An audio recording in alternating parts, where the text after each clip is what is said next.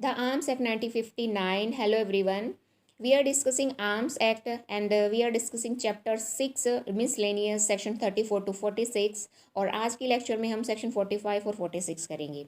Section 45 act not to apply in certain cases. तो कुछ conditions हैं जहाँ पे ये एक्ट अप्लाई नहीं होता.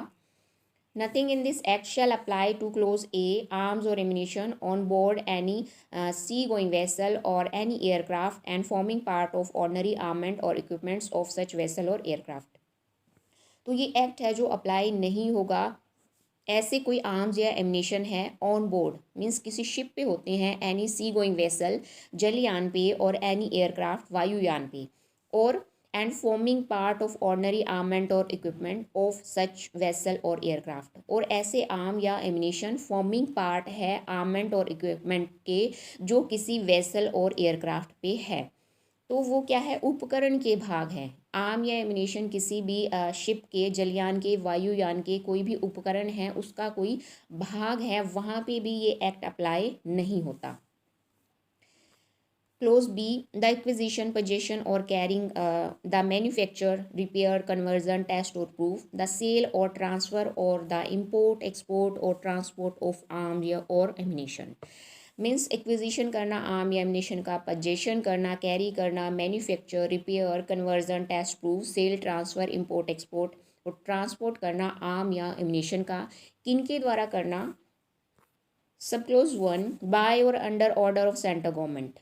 एक्विजिशन, पजेशन, ये जितनी भी टर्म्स दी गई हैं वो करना सेंट्रल गवर्नमेंट के ऑर्डर के अंडर, तो वहाँ पे आर्म्स एक्ट अप्लाई नहीं होगा. सब clause second, by public servant in course of his duty as such public servant. Acquisition, possession, transfer, ये सब कंडीशंस हैं, दी गई हैं जितनी भी टर्म्स, वो करना किसके द्वारा, पब्लिक सर्वेंट के द्वारा, और वो पब्लिक सर्वेंट कर रहा है ये सब इन कोर्स ऑफ हिज ड्यूटी, अपनी ड्यूटी के दौरान, तो वहाँ पे भी आर्म्स एक्ट अप्लाई नहीं होगा. सब close third, by a member of national cadet corps raised और maintain under the national cadet corps act 1948. तो एक्विजिशन, पोजेशन, ये सब एट्सेट्रा, ये सब जो टर्म्स दी गई हैं, नेशनल कैडेट कॉर्प का जो एक्ट है 1948 का, उसके किसी मेंबर के द्वारा ये सब किया जाता है, तो वहाँ पे भी आर्म्स एक्ट अप्लाई नहीं होगा. और by officer enrolled person of territorial army raised और maintain under the territorial army act 1948. तो ऑफिसर है, एनरोल्ड पर्सन है टेरिटोरियल आर्मी के, जिनको स्थापित किया गया है टेरिटोरियल आर्मी एक्ट के अंडर, तो उनके द्वारा ये सब कंडीशंस हैं, ये सब टर्म्स हैं. एक्विजिशन, मैन्युफैक्चर किया जाता है आर्म्स और एमिनेशन का, वहाँ पे भी ये एक्ट अप्लाई नहीं होगा. By member of any other forces raised और maintain under any central act, central जो भी एक्ट्स हैं उनके जो भी मेंबर्स हैं तो उनके द्वारा किया जाता है आर्म या एमिनेशन का पोजेशन, तो वहाँ पे भी एक्ट अप्लाई नहीं होगा. By any member of such other forces as a central government may by notification in the official gazette specify in the course of his duty as such member, officer और enrolled person. तो central government के जो भी members हैं जिनको specify किया गया है उनकी ड्यूटी के लिए as a member of central government, as a member of such other forces, तो वो सभी पर्सन अगर किसी तरह से एक्विजिशन, पोजेशन एक्वायर करते हैं आर्म या एमिनेशन का, उनको सेल करते हैं, ट्रांसफ़र करते हैं, तो इन कंडीशंस में भी आर्म्स एक्ट अप्लाई नहीं होगा. Clause C, any weapon of an obsolete pattern or of antiquarian value, disrepair, which is not capable of being used as firearm either with or without repair.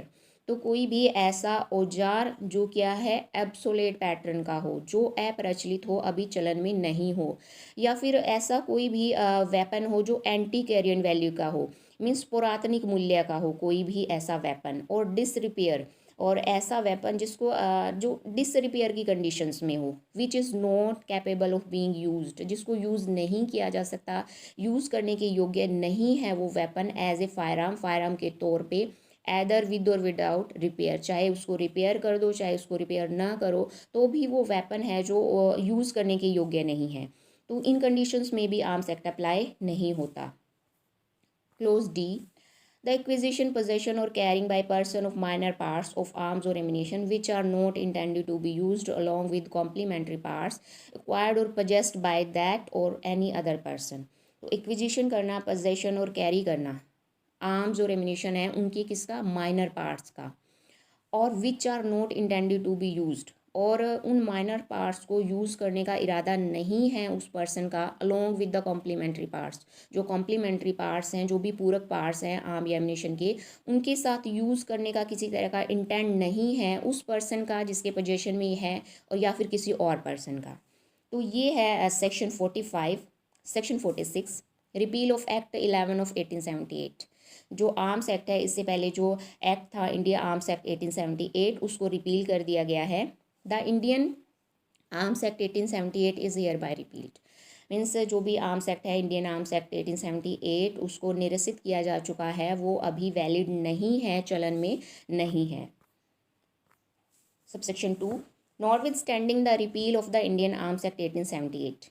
1878 का जो arms act है उसको repeal हो जाने पे भी, and without prejudice to the provisions of section 6 and 24 of General Laws Act 1897, और जो भी प्रोविजंस है सेक्शन 6 और 24 के जनरल लॉज एक्ट के, उन पे भी किसी तरह का कोई एडवर्स इफेक्ट डाले बिना, एवरी लाइसेंस और ग्रांटेड और renewed under the first mention act, हर एक लाइसेंस जिसको ग्रांट किया गया है, रिन्यू किया गया है फर्स्ट मेंशन एक्ट में, 1878 के एक्ट में कोई भी लाइसेंस अगर ग्रांट किया गया है, रिन्यू किया गया है, and in force immediately before the commencement of this act, तो वो इन्फोर्स में ही रहेगा। ये जो एक्ट है आर्म्स एक्ट 1959 का, उसकी कमेंसमेंट से पहले ये जो आर्म्स एक्ट 1878 में जो लाइसेंस दिए गए हैं वो इन्फोर्स रहेंगे। Shall continue in force after such commencement for the unexpired portion of period for which it has been granted और रिन्यूड। तो ये जो लाइसेंस इन फोर्स रहेगा, कंटिन्यू इन फोर्स रहेगा आफ्टर सच कमेंसमेंट, इस एक्ट के commencement के बाद भी कितने टाइम तक, फॉर अनएक्सपायर्ड पोर्शन, जो भी अनएक्सपायर्ड पोर्शन है, जितना भी पीरियड बचा है तब तक वो इन फोर्स रहेंगे, for which it has been granted और रिन्यूड, जिसके लिए उनको ग्रांट किया गया था, रिन्यू किया गया था, तो वो तब तक रहेंगे। लेकिन अनलेस सूनर रिवोक, अगर पहले रिवोक कर दिए गए हैं तो वो इन्फोर्स नहीं रहेंगे। जैसे कोई लाइसेंस है 5 ईयर के लिए दिया गया है, और वो लाइसेंस अगर उसके 3 ईयर कंप्लीट हो गए हैं और कोई एक्ट आ गया है, तो वो एक्ट अगर वो उसको रद्द नहीं करता तो वो इन्फोर्स रहेंगे। अगर उस एक्ट के द्वारा उसको रिवोक कर दिया जाता है तो वो है जो वहाँ से दोबारा से हर एक कोई भी लाइसेंस है उसको रिन्यू करवाना पड़ेगा, या फिर उस लाइसेंस को दोबारा से लेना पड़ेगा। तो उतने टाइम के लिए ही रहेंगे जितने टाइम के लिए उनको रिवोक नहीं कर दिया जाता। तो ये है सेक्शन 45 और 46। आज हमने आर्म्स एक्ट को कंप्लीट कर लिया है, और आशा करती हूँ कि ये जो आर्म्स एक्ट है इसकी लैंग्वेज आपको अच्छे से समझ में आई होगी, क्योंकि बहुत ही सिंपल लैंग्वेज में मैंने इस एक्ट को डिस्कस किया है। और thank you everyone, thank you for watching these videos. और इन वीडियोस को साथ ही साथ अपने फ्रेंड्स के साथ भी शेयर कीजिएगा, ताकि उनको भी बेनिफिट हो सके लैंग्वेज को समझने में।